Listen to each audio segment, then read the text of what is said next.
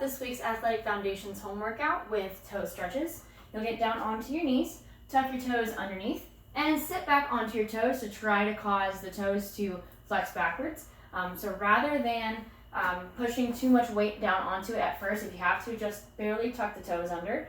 And as you start to feel somewhat comfortable, you can tuck them under a little more and then sit the weight back just a little bit, tiny bits at a time. Trying your best not to allow the feet to roll out, but instead keep the heels close together so that way you feel most of the stretch under the big toe and along this inside part of the foot.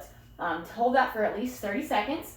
And the next stretch we'll do is a little bit of an active stretch. You're going to have the elbows up onto a bench or a chair, and you'll drop your head and chest through your elbows, trying to get a little bit of an arch in your back. You'll feel some stretching and a little bit of work kind of going on in the upper back and some stretching across the front. From there, you're going to push through your elbows to pick yourself up and then allow yourself to drop back down and push through your elbows, feeling a little bit tight along the sides to come back down, and do that for 10 repetitions. And the last thing from those three is you're going to try to incorporate all that into the squat. So try to kind of grip the ground a little bit with the feet. Feet are a little bit wider than shoulder width, toes turned out.